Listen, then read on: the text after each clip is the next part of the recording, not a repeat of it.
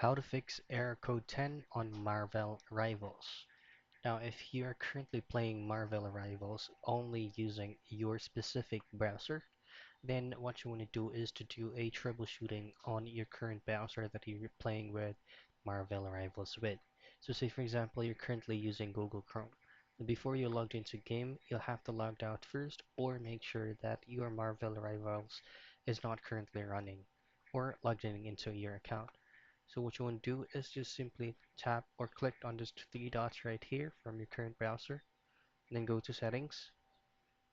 Now from settings, head directly to privacy and security and head over to delete browsing data.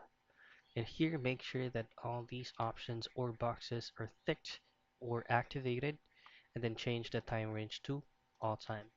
Before you click on delete data, make sure that you have fully memorized all your login credentials from a tons of websites that you have visited on this browser. Because once you click on this, it will automatically log you out. So just keep in mind or make sure that you memorize all of them. So once you click on this, make sure that you will restart your current browser, trying to rerun the game, and that's going to be the troubleshooting steps. So that's it. That's how you fix error code 10 on Marvel Rivals.